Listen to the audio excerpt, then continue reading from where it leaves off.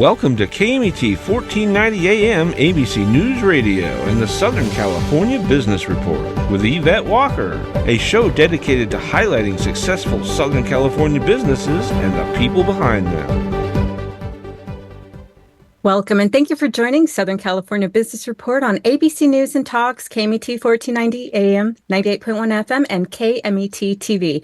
I'm Yvette Walker, live, blasting our signal from the center of Southern California, serving a population of over 25 million. Get us crystal clear and on demand by downloading the free live streaming app on Google Play and the Apple App Store. As always, a huge shout out to the team.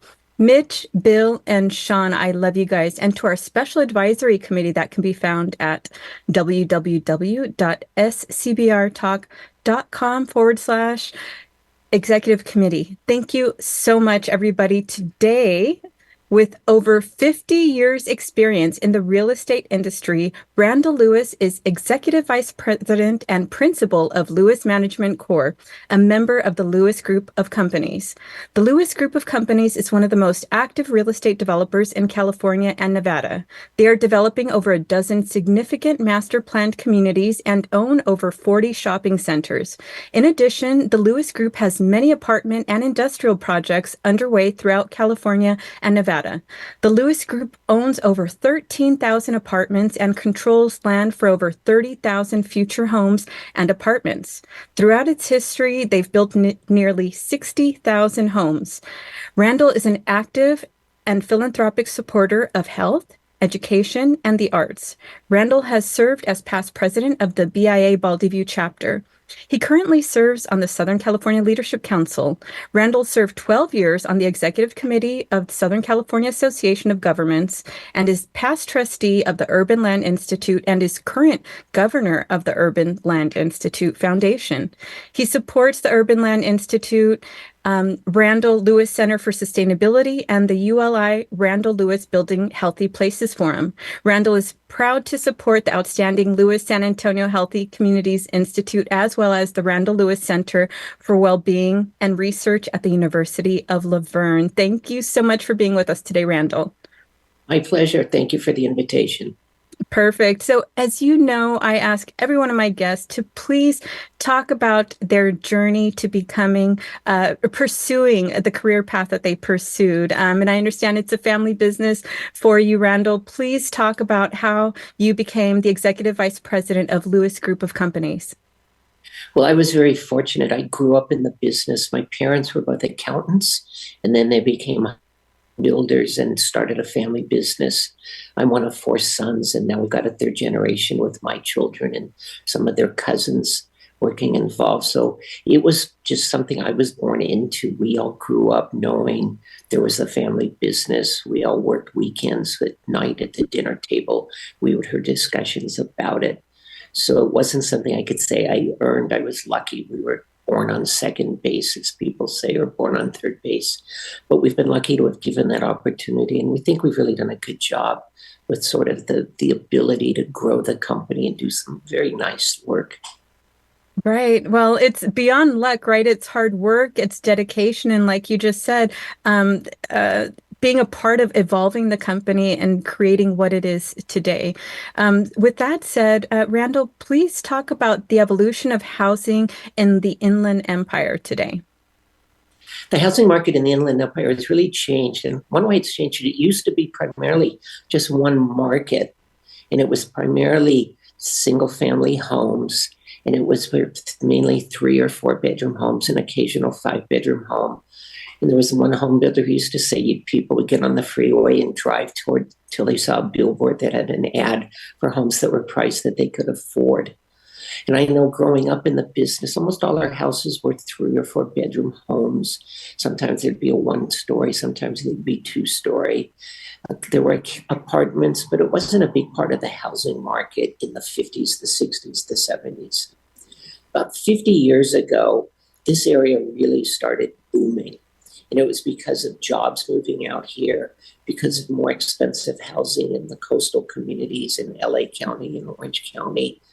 And also because I think that some developers and builders started moving out here. With that growth of the industry and the growth of the population, the housing market has really evolved. And it went from doing different kinds of housing, even more luxury housing, even more starter housing. But then over time, it evolved to more condominiums and more townhouses and more duplexes and more of what people call niche marketing, floor plans really precisely designed for the needs of different buyer segments. Over those decades, the apartment market began to grow also. And that's been one of the biggest shifts. Maybe we'll talk about that later, the strong apartment market in the Inland Empire. And then if I'd say in the last 30 years, the role of planned communities have taken off in the Inland Empire, to where some have thought that almost half the housing in the Inland Empire in the past 10 years has been done in master planned communities. So it's really evolved quite a bit. It's the part of the business I get the most involved in, trying to think, what are these different segments? How can we best meet the needs of so many different customers? And it's a lot of fun to be part of it. It's a lot of fun to watch. I can imagine. So let's start by talking about supply of housing and how that plays into the landscape of housing in California. California has been woefully undersupplied in the last 10 years. I think California almost always has been undersupplied because the state has had such a history of growth that it was always hard to keep up with that growth. But especially now, there's so many barriers to building housing. It can take an easy subdivision, if there's no problems, could take 2 years to get entitled or 3 years to get entitled. Complicated ones might take 4, 5, 6 years to get entitled or be tied up in litigation and take forever.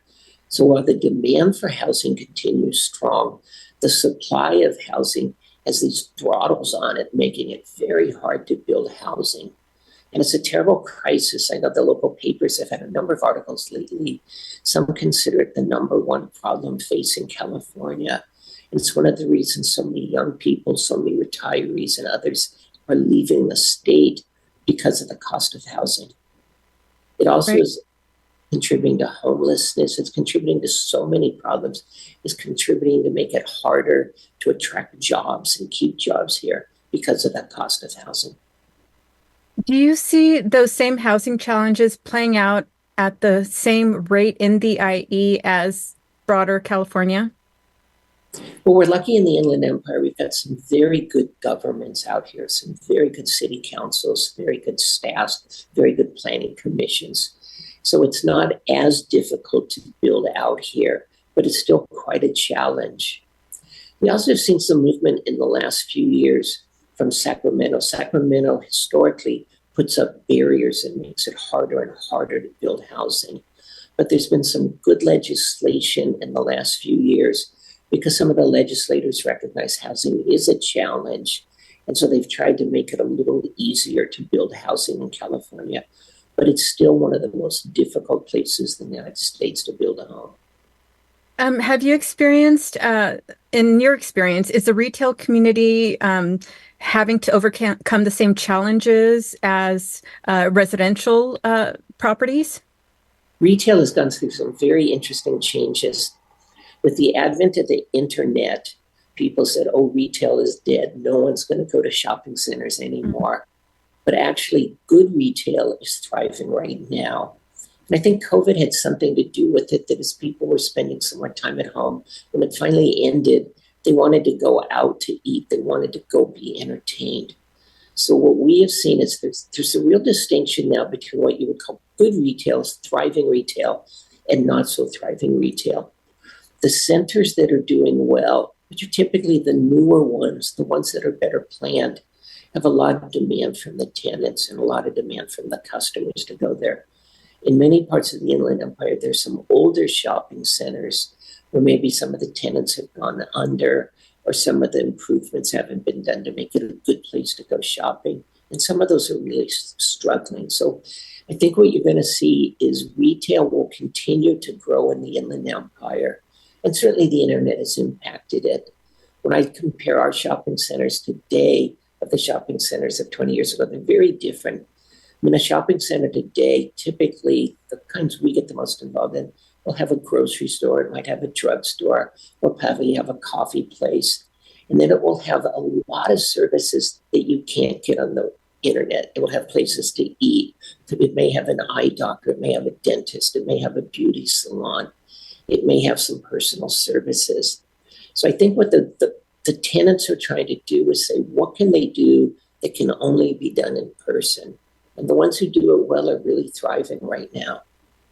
Right. And, I have to say, one of my favorite places to shop is Victoria Gardens.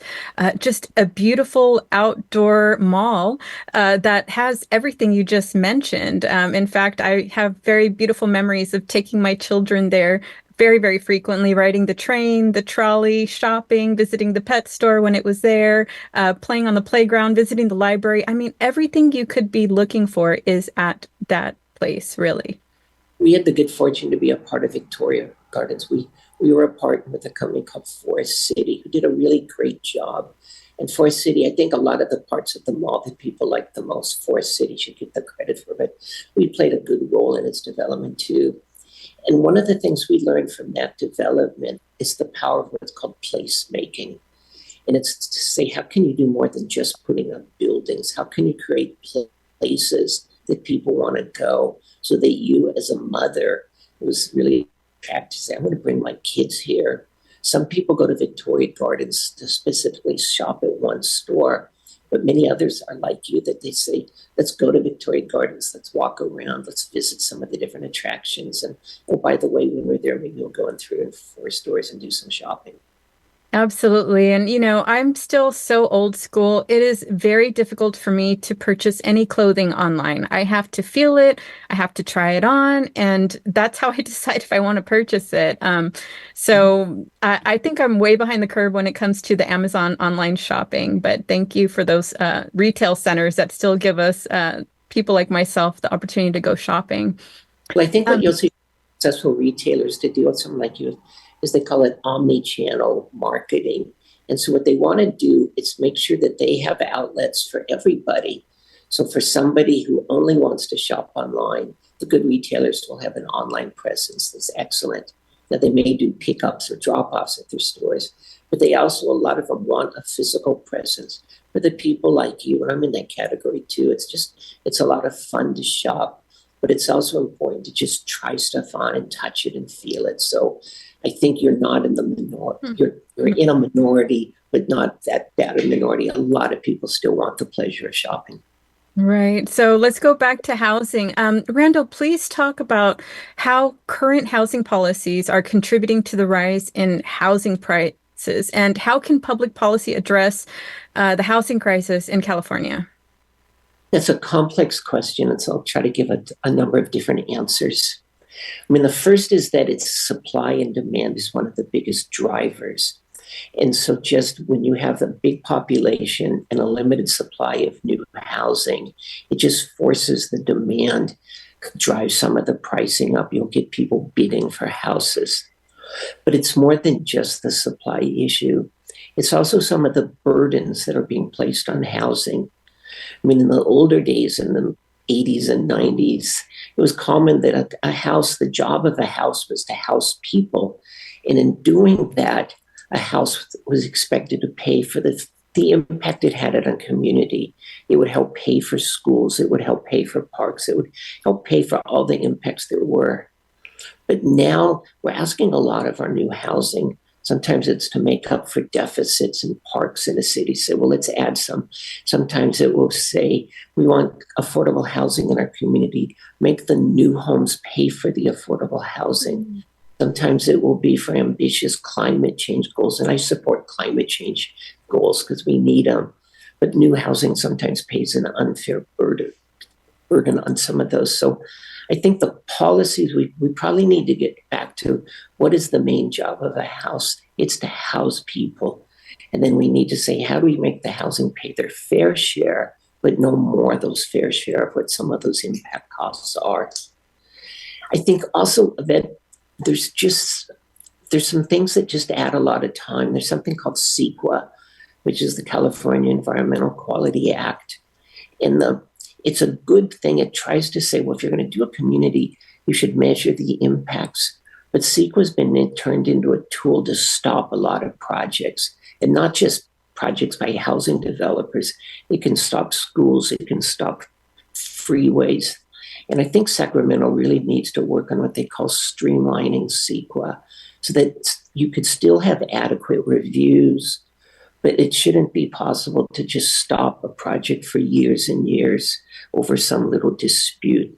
And I think there's some people who see this in Sacramento, but we really need that kind of legislation to simplify CEQA. Absolutely. And I know in the past we spoke about multi-generational housing. What role does that play in today's housing market? We're going to see more and more multi-generational housing. We used to see a little bit of it, again, in the decades earlier when I first started, but it wasn't that common. Now it's very common in a lot of subdivisions. You might see 25 or 30% of the homes will be designed for multi-generational housing. Typically, it would mean an oversized bedroom on the downstairs. It might be a bedroom with a separate entrance that people can come and go.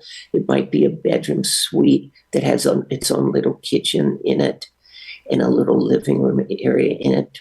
So we're finding it's very popular with a lot of people. Some call it the Lennar, a very fine home builder, sometimes calls it the home within the home. And we're finding that multi-generational housing, it comes in a lot of different flavors. I mean, the most common one would be two parents and then one of the grandparents will move into the home. But now we're also seeing that divorced children are coming back, or brothers or sisters are coming back. So multi-generational housing and intergenerational housing is beginning to grow faster and faster. Wow. And I know another main area of focus for you and your companies is sustainability. Please talk about proposed solutions to housing development that prioritizes environmental sustainability. Well, California is one of the leaders in the United States on efforts to help with sustainability. So anyone doing business in California on development is already one of the best companies in the country because of the rules in California. But there's a lot more that can be done. One of the key things of that is just what's called density. And it's very simple that if you build up 2 houses per acre, you're going to use the land one way. But if you build 5 houses per acre, you're going to use the land more efficiently. When you can build 5 houses per acre or 8 houses per acre, you can amortize the cost of the roads, the traffic lights, the block walls, running the water there. And so a key for sustainability will be use the land more efficiently. I think a second key for sustainability will be how we design our houses. And we're finding in years past, there was emphasis on design from some planning commissions or architectural commissions that really had complicated housing. I'm not sure that the customers really appreciated it, but some of the planners would say, oh, I want broken roof lines, or I want houses that are really hard to build. If you look at some of the great neighborhoods that we have in the Inland Empire, Claremont has some, Ontario has some, Riverside has some, Redlands has some.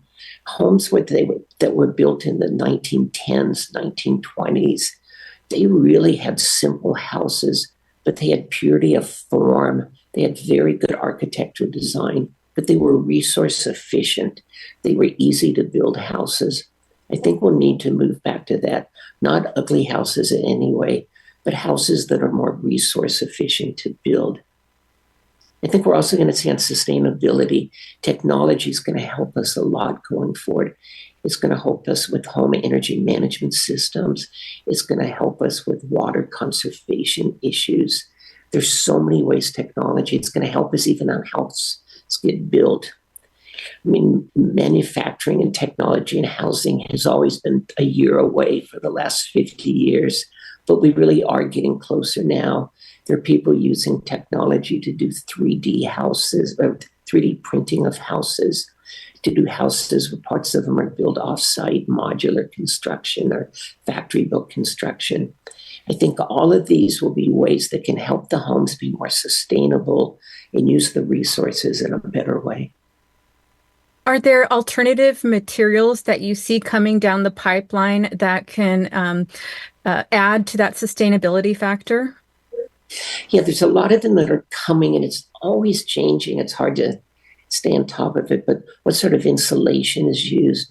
what sort of water systems are used, what kind of windows there are. There's some more energy efficient windows, more energy efficient doors, and certainly the way we cook and bathe and use water and energy inside our houses. So the materials, there's a builder show every year in Las Vegas and one in San Francisco and San Diego. And it's exciting to go to those because every year there's new changes in the materials. It's a fun thing to look at. I can imagine. Randall, talk about how California can incentivize developers to build more affordable housing and just more housing in general. Well, I think the key part is how to build more housing in general. There are a lot of different things. Well, do you need more big houses or more affordable houses, or do you need more? There's something now called the missing middle. How do you build more housing that's at 10 to an acre that in our marketplace might be housing in the $300,000 and $400,000 price range? And the answer is it's not one solution. It's all of the above. We need to increase the supply of housing in all of those categories. I think one way to do that would be to take away the barriers. I've talked about that a bit. I think one way would be to do what's called process improvement plans, where cities and the development community can get together and say, let's just work together. Let's roll up our sleeves and say, how can we improve our systems? And it's not a case of, oh, the cities are doing things that hamper the builders and the builders don't do anything wrong. I mean, I've in many of those process improvement planning sessions, and when both sides sit on the same side of the table, you come up with ways to do streamlining. Again, the goal is how can you build homes that get approved, that are good looking, that are safe. But really, on any city, if it's going to take 24 months to get a project through, with cooperation, you could do that and cut 6 months out of it, save time, save money, and get homes built a lot quicker. So it would be solutions like that of it.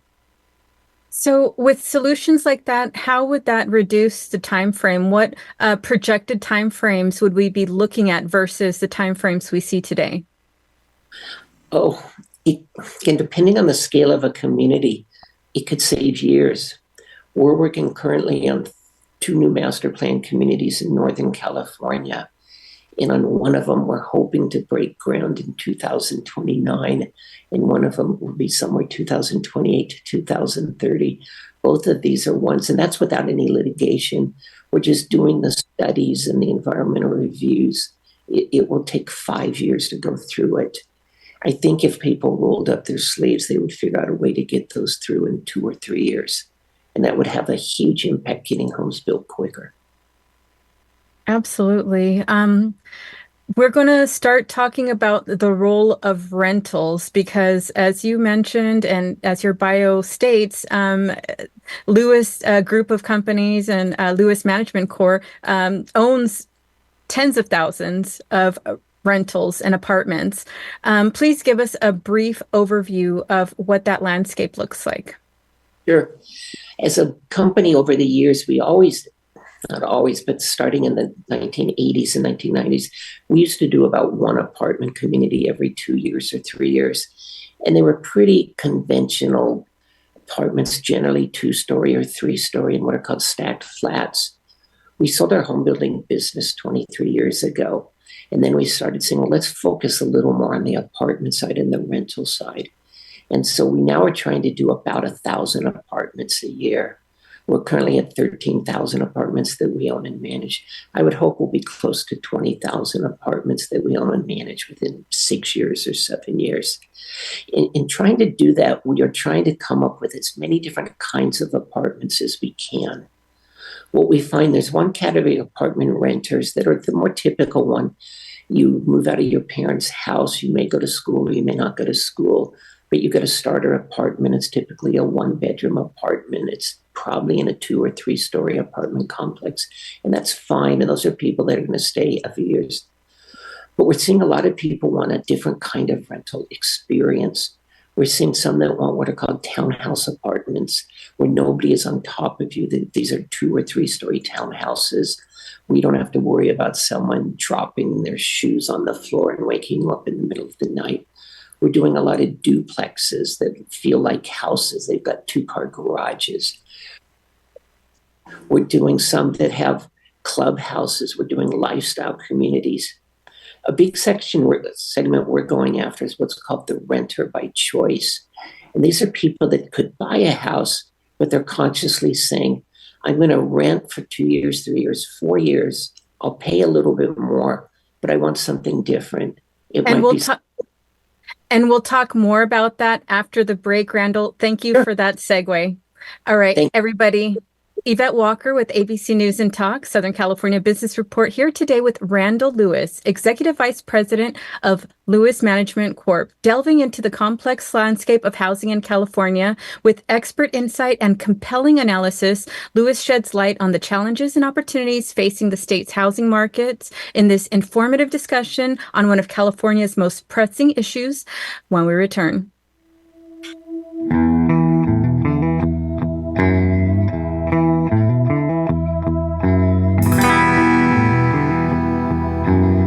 Cal State San Bernardino is home to the only school of entrepreneurship in California.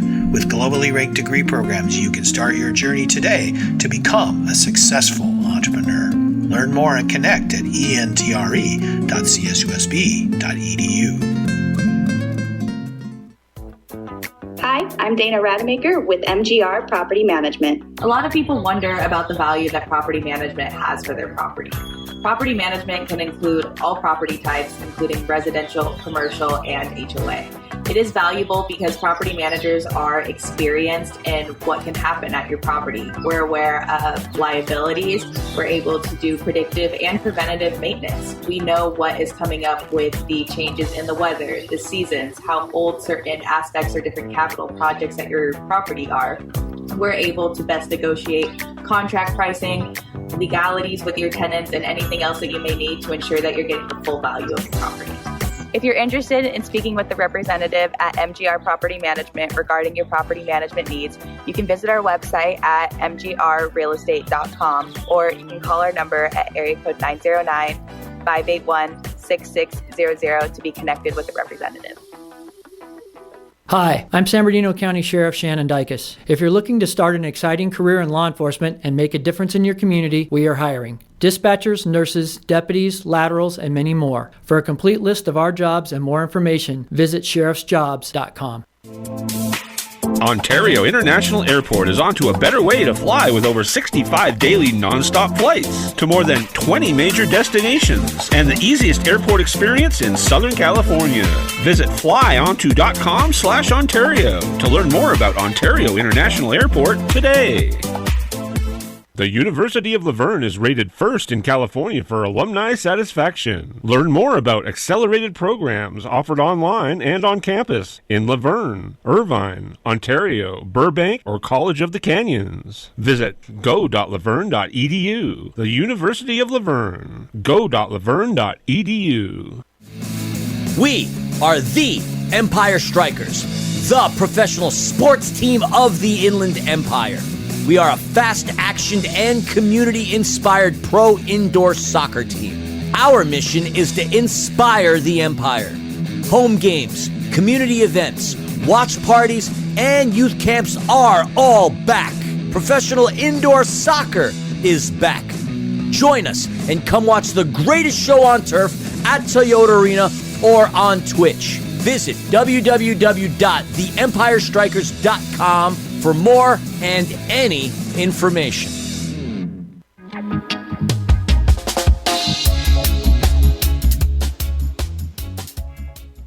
Welcome back, everyone. Yvette Walker with ABC News and Talk, Southern California Business Report, here today with Randall Lewis, Executive Vice President of Lewis Management Corp., delving into the complex landscape of housing in California. With expert insight and compelling analysis, Lewis sheds light on the challenges and opportunities facing the state's housing market in this informative discussion on one of California's most pressing issues. Thank you again for being with us today, Randall.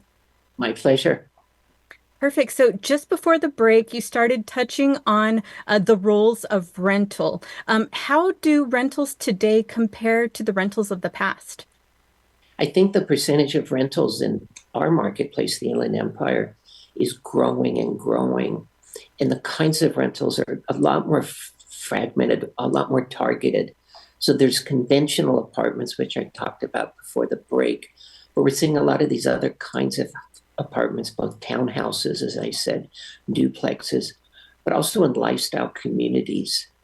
We've got a community, I think the nicest one we've ever done, called Homecoming at the Resort in Rancho Cucamonga, that you feel like you're in a Las Vegas resort. It's got 4 different styles of apartments.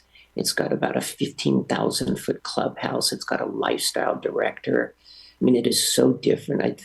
If anyone cares about apartments, go look up Homecoming at the Resort. So I think it's the way people are designing apartments is very different. And I think its share is going to keep growing. We also find that that's just something a lot of people don't realize, but even in the single-family neighborhoods, in almost every neighborhood, 10 or 20 or 25% of the homes are being rented out by somebody. That a lot of people see homes as a good investment to try to rent to others. So the housing stock of rentals is just going to grow and grow in our marketplace.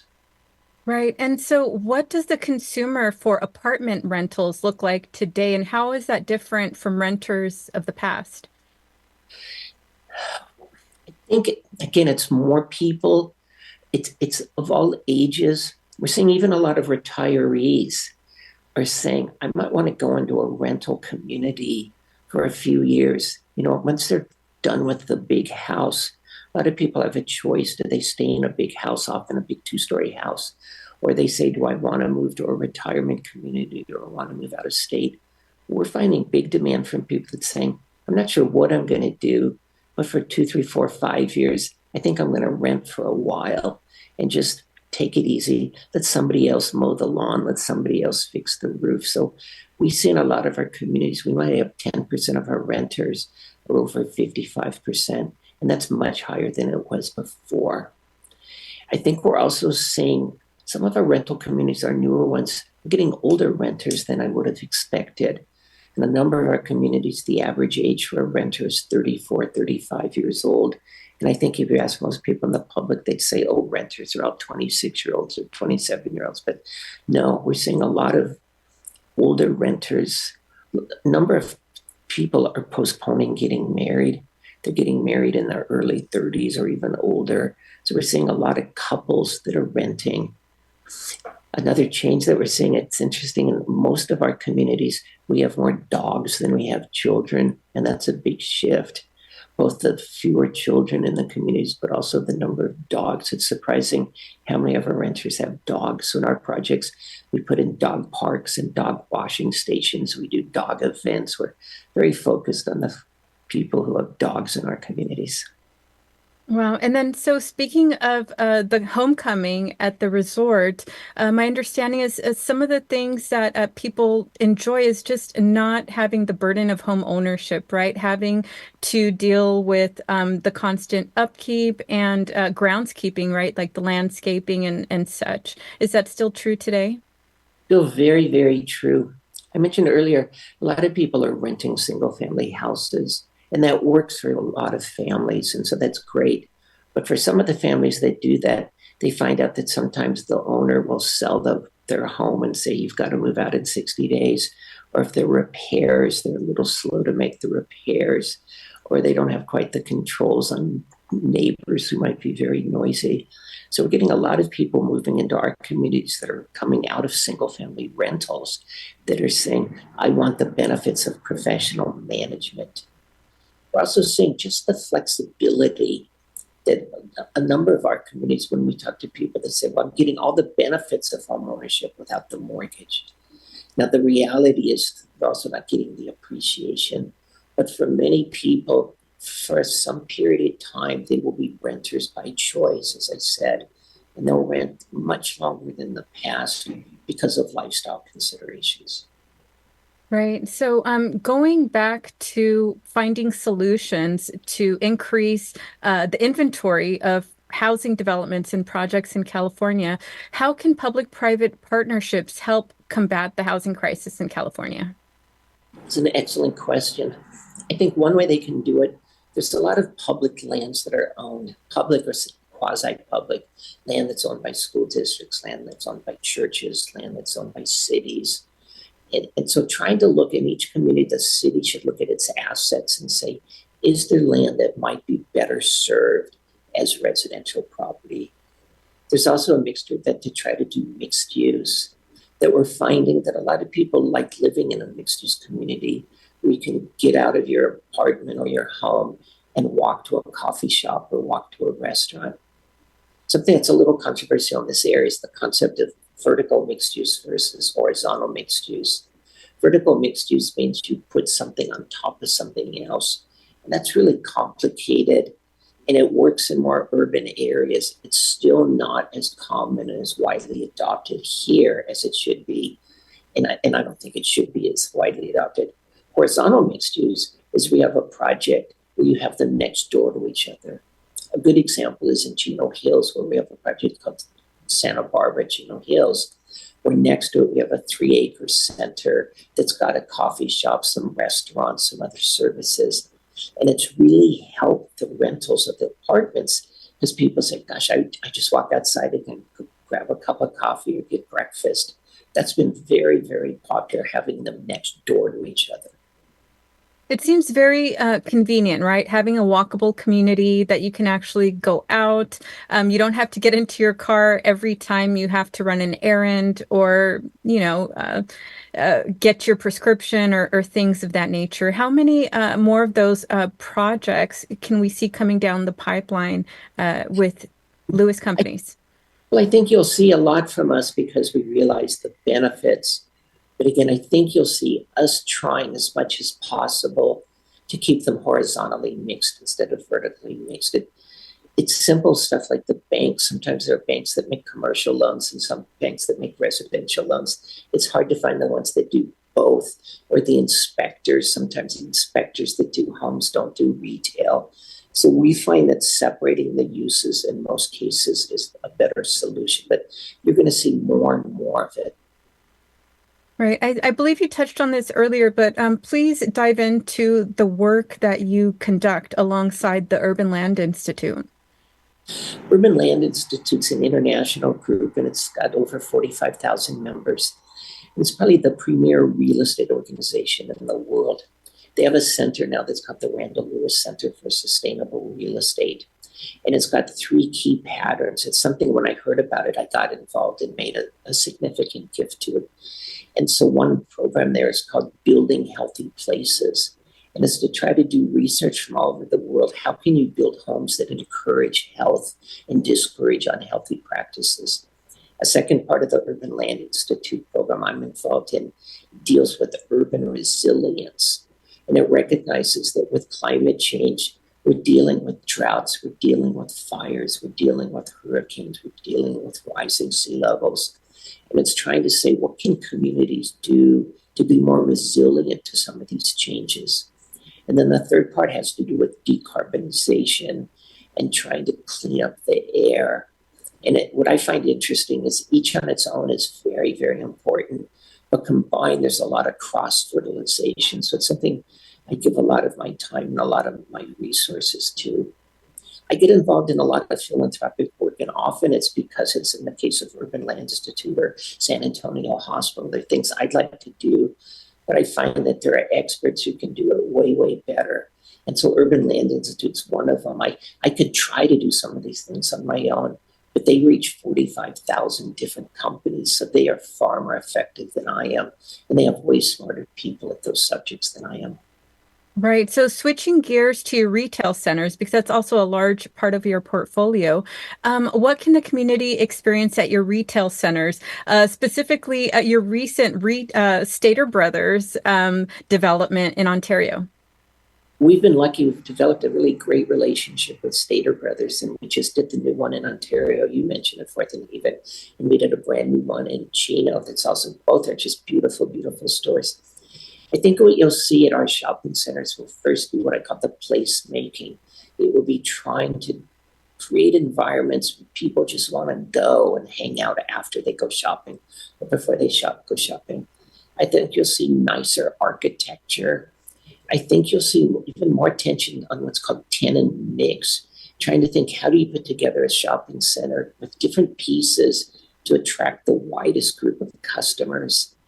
And then you'll see efforts by all of us to really work with the tenants to have great customer service and great cross-marketing.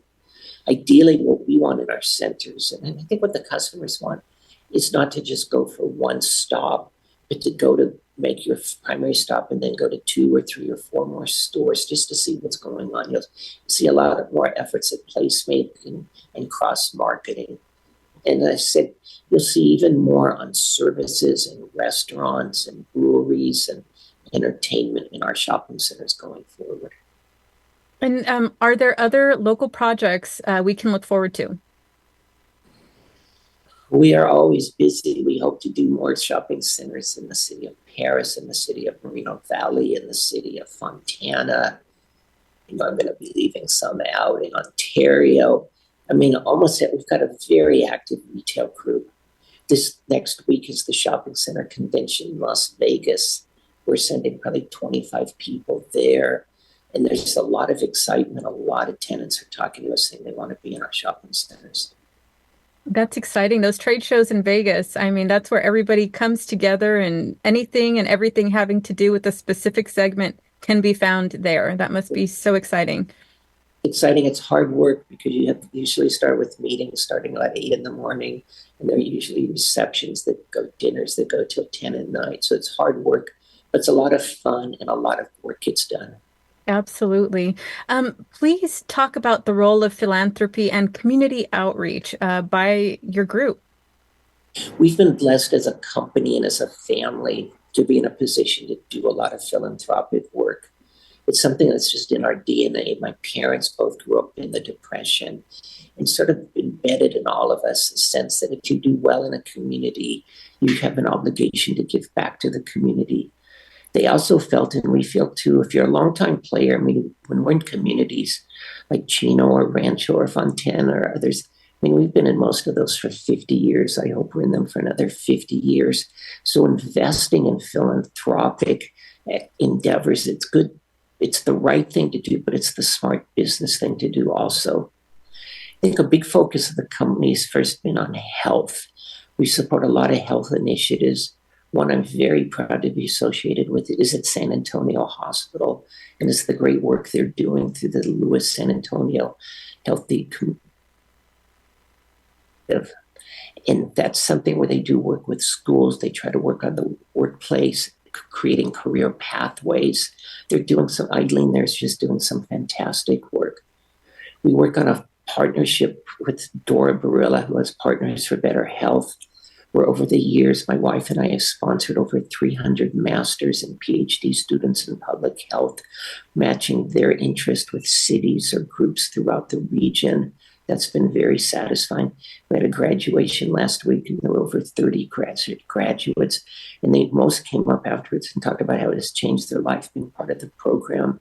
There's some very good initiatives at the University of La Verne and other places on health. We also do a lot of that in education, supporting a number of schools, a number of other kinds of internships and programs. And I've gotten very involved in entrepreneurship. There are new centers of entrepreneurship at the University of La Verne, at Claremont McKenna, my alma mater, at Chaffey College, and I would expect there'll be at least one more, if not 2 more, in the next few years. So we try to work to say, well, let's have healthy communities, let's have educated communities. Well, now let's also try to think, how do we create environments where a lot of new jobs can be created? So it's something both as a company, but also my branch of the family. We spend a lot of our efforts trying to improve the life in the communities around us. That's beautiful. Please talk a little bit more about the Healthy Communities Initiative in San Antonio for those that may want to learn more about the program and how it interfaces with the community to respond to communities' health needs and trends. Well, it's been a great program. It's evolved over the years, and its direction, I mean, a lot depends on the work of whoever's directing it. Angel Baltazar was very involved. Now Eileen is involved. And that leader sets the tone, but also the board of the hospital and also the leadership of the hospital, whether it's John Chapman or the people before him. And the real purpose of it is just to drive health initiatives in the region served by San Antonio Regional Hospital. So it's, again, career pathways is an important part of it. Education. There have been mentoring programs in the past. We had high school students mentoring junior high school students on healthy living and healthy eating. And part of it was to have an impact much broader than the students even. Because the feeling was that if we could do a good job with high school students or junior high school students, they're going to bring it home and it might impact their younger siblings or it might impact their parents. So I am so proud of the work that San Antonio Hospital has done. Very excited and hope we can continue and do even better stuff in the future. Beautiful. And so your Centers for Entrepreneurship, give us an idea of what that is aimed to educate the community and who is it open to? Well, in most cases, it's open to the students there, but they're all trying to do individual programs for their students and their faculty. So at the University of La Verne, they've done a number of initiatives for their students, how to start a business, how to take advantage of some of the resources of the University of La Verne. They have a business school and a law school, how to do seminars, taking advantage of some of the faculty. And trying to, La Verne has had programs encouraging people to start smaller businesses. At Claremont McKenna, a lot of the emphasis on people who might go into finance or marketing or start their own bigger companies. They do a lot of seminars. They bring in alumni to come in. They do field trips to great companies. They just started, at our suggestion, a real estate program for people who want to be entrepreneurs in real estate. The Chafee program is just getting started, and Chafee wants to reach a different population because their population is a different population. So I think its story will evolve. Dr. Shannon has been very supportive. Heather Parsons has been very supportive in the board. So I think the Chafee story is only going to get better and better as it goes forward. And my role isn't to guide these programs. It's just sort of to be the wind beneath the wings of them, to do whatever I can do to help them be successful, reaching their populations. I know at Chafee, one of the things Dr. Shannon had said, and I can't speak for the school because they got their own spokespeople, but he wanted to see how we could bring entrepreneurship and innovation to all the parts of the college, not just think of it about a business program, but how could you be entrepreneurial or innovative in how you teach or how you do other professions. I was really excited as he talked to me about his vision for it. So I'm excited to see how it turns out in the years ahead. Absolutely. Randall, please talk about what you're most inspired by as you look into the future of Lewis Group of Companies. I'm very inspired. The brothers, my three brothers and I, and we have a CEO, John Goodman, who's been with us since the late 70s. When we look in the mirror, we're not getting any younger. So we've worked very hard to bring around the next generation, first the family members, my three children, and then also their cousins that are involved. But much more than the Lewis family, we've got just some great leaders in their 30s, 40s, and that will take us to the next level, I think, as we slow down. I have no intention of slowing down today or tomorrow, but all of us will slow down sooner or later. So I'm very inspired by the bench that we have, the leadership that we have.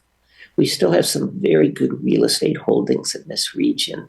And so they often say, what's your favorite development? And I always say it's the next one that we're going to do.